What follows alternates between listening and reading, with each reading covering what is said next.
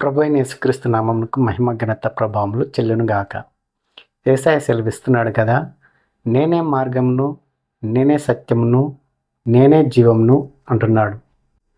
ఈరోజు మనము సజీవంగా ఉన్నాము అంటే యేసయ్య జీవమై ఉన్నాడు కనుక. మనము నీతి నిజాయితీగా యథార్థంగా ప్రశాంతంగా ఈ లోకంలో జీవిస్తున్నాము అంటే యేసయ్యలో సత్యము ఉన్నది గనుక. మనము ఆయన మార్గంలో నడుస్తున్నాము గనుక, ఆయన మార్గంను అనుసరిస్తున్నాము గనుక, ఆయన చిత్తమును నెరవేరుస్తున్నాము, ఆయన ఆజ్ఞలను గైకొంటున్నాము, ఆయన చిత్త ప్రకారము మనం జీవిస్తూ ఆయన మార్గంలో నడుస్తూ ముందుకు సాగిపోతున్నాము గనుక ఆయన మార్గమై ఉన్నాడు. కాబట్టి నేనే సత్యమును, నేనే జీవమును, నేనే మార్గమును అని ప్రభువు తన వాక్యం ద్వారా సెలవిచ్చుచున్నాడు. ఈరోజు ఈ వాగ్దానం వీక్షిస్తున్న మీ అందరికీ ప్రభువైన యేసుక్రీస్తు నామములో శుభాభివందనములు తెలియజేయుచున్నాను. ఈరోజు వాగ్దానము చదువుకుందాము రండి. లూకా సువార్త 13వ అధ్యాయము 10వ వచనము. విశ్రాంతి దినమున ఆయన యొక్క సమాజ మందిరంలో బోధించుచున్నప్పుడు 18 ఏండ్ల నుండి బలహీనపరచు దయ్యము పట్టిన ఒక స్త్రీ అచట నుండెను. ఆమె నడుము వంగిపోయి ఎంత మాత్రమును చక్కగా నిలబడలేకుండెను. చదవబడినటువంటి వాగ్దానమును మీరు విన్నారు కదా. ఈ వాగ్దానంలో దేవుడు మనకేం తెలియజేయుచున్నాడంటే, విశ్రాంతి దినమున సమాజ మందిరంలో యేసయ్య బోధిస్తున్నాడు. ఆయన బోధించేటప్పుడు 18 సంవత్సరాల నుండి నడుము వంగిపోయినటువంటి ఒక స్త్రీ అచట ఉన్నది. దేవుని బోధలు సక్రమంగా వింటున్నది. ఒకప్పుడు యేసు ప్రభు ఈ భూమి మీద నివసించేటటువంటి కాలంలో విశ్రాంతి దినమున సమాజ మందిరంలో కూడుకునేవారు. విశ్రాంతి దినము శనివారము వస్తుంది. ఆదివారము ప్రభు దినము, పునరుద్ధాన దినము.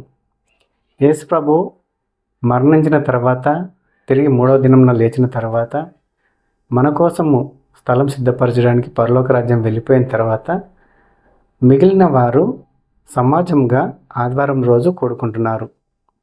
ఆదివారం రోజు పునరుద్ధాన దినము. పునరుద్ధాన దినం నాడు సమాజ మందిరంగా కూడుకుంటున్నారు. కాబట్టి యేసయ్య ఈ భూమి మీద ఉన్నప్పుడు, నివసించినప్పుడు సమాజ మందిరంలో శనివారం కూడుకునేవాళ్ళు. అలా సమాజ మందిరంలో యేసయ్య పరలోక రాజ్యపు సువార్తను ప్రకటించుచున్నప్పుడు సమాజ మందిరానికి అనేకులు వచ్చి ఆయన బోధలు వింటున్నారు. అలా వింటున్న వారిలో ఒక స్త్రీ ఉన్నది. ఆమె 18 సంవత్సరాల నుండి నడుము వంగిపోయి ఉన్నది. ఆమెను బలహీనపరచు దయ్యము పట్టి నడుము వంగిపోయి ఎంత మాత్రమును నిలవబడలేక ఉన్నది. కాబట్టి యేసయ్య బోధిస్తున్నప్పుడు ఆ సమాజ మందిరంలో ఆమె కూడా ఉన్నది.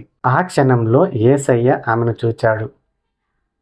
దగ్గరికి పిలిచి, అమ్మా, నీవు బలహీనపరచు దయ్యం నుండి విడుదల పొంది ఉన్నావు, కాబట్టి నీవు లేచి చక్కగా నిలబడుము అని సెలవిచ్చాడు. కాబట్టి వెంటనే ఆమె బలహీనపరచు దయ్యం నుండి విడుదల పొందింది. చక్కగా నిలబడే విధంగా యేసయ్య ఆమెను స్వస్థపరిచాడు. ఇప్పుడు ఆమె వంగిపోయి ఉండలేదు, చక్కగా నిలబడింది.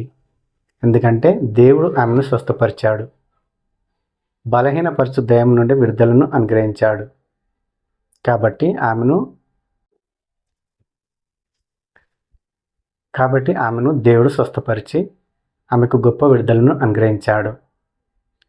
యేసయ్య బోధ వినడానికి వచ్చినటువంటి వాళ్ళందరూ యేసయ్య చేసినటువంటి అద్భుత కార్యాలు, ఆశ్చర్యకార్యాలను చూసి ఎంతగానో సంతోషిస్తారు. బలహీనపరచు దయ్యం నుండి ఆ స్త్రీ విడుదల పొందింది కాబట్టి ఆమె కూడా ఎంతగానో సంతోషిస్తూ దేవుని మహిమపరుస్తుంది. కాబట్టి ప్రియ సహోదరి సహోదరుడా, ఈరోజు నువ్వు దేని చేత బంధింపబడ్డావు? దేని చేత నువ్వు బలహీనమైపోయావు?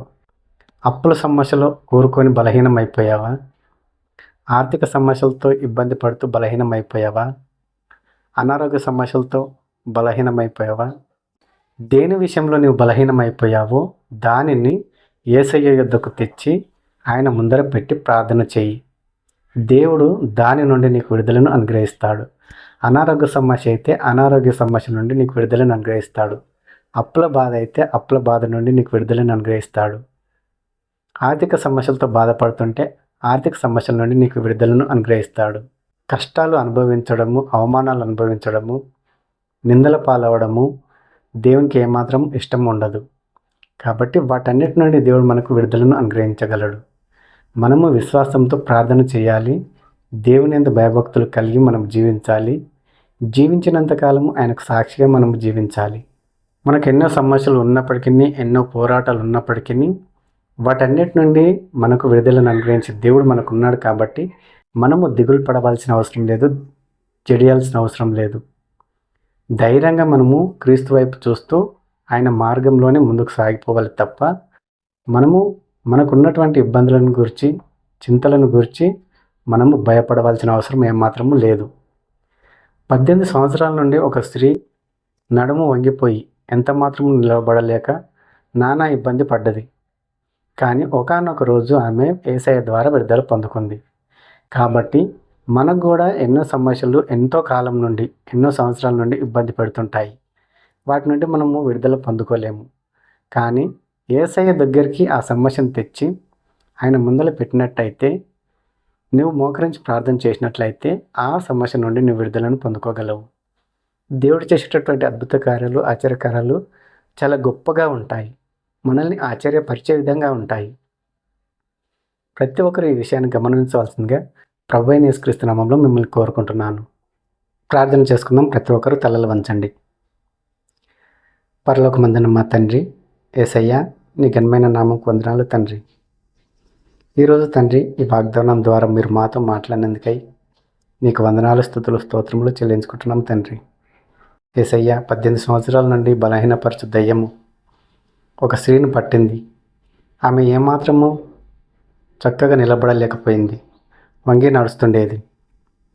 అలాంటి ఆమెను నాయన మీరు అమ్మ అని దగ్గరికి పిలుచుకొని, నీవు బలహీనపరచు దయ్యం నుండి విడుదలను పొందావు అని ప్రభువా నీవు ఆమెతో చెలవిచ్చావు. ఆమె పైన చేతులుంచావు, ఆమెను స్వస్థపరిచావు. ఆమె ఇప్పుడు చక్కగా నిలబడుతుంది తండ్రి. 18 సంవత్సరాల నుండి ఎంతో ఇబ్బంది పడ్డది. కానీ ఆమెకు ఈరోజు నువ్వు స్వస్థపరిచావు, ఆమెను ముట్టావు, ఆమె విడుదలను పొందుకుంది. కాబట్టి ఆమె ఎంతగానో నిన్ను మహిమపరుస్తుంది, ఘనపరుస్తుంది. ఈ వాగ్దానం చూస్తున్న ప్రతి ఒక్కరిని మీరే దర్శించండి, కనికరించండి, కృప చూపండి. ఎవరు ఏ ఇబ్బందితో బాధపడుతున్నారో, ఏ సమస్యతో బాధపడుతున్నారో వారందరిని ఆయన మీరు జ్ఞాపకం చేసుకోండి. అనారోగ్య సమస్యల నుండి మీరు విడుదలను అనుగ్రహించండి. ఆర్థిక ఇబ్బందుల నుండి, శోధల నుండి, వేదల నుండి, కష్టాల నుండి, కన్నీళ్ళ నుండి విడుదలను అనుగ్రహించండి. గొప్ప గొప్ప అద్భుత కార్యాలు నేను ప్రతి ఒక్కరి జీవితంలో, ప్రతి ఒక్కరి కుటుంబంలో చేయమని వేడుకుంటున్నాం తండ్రి.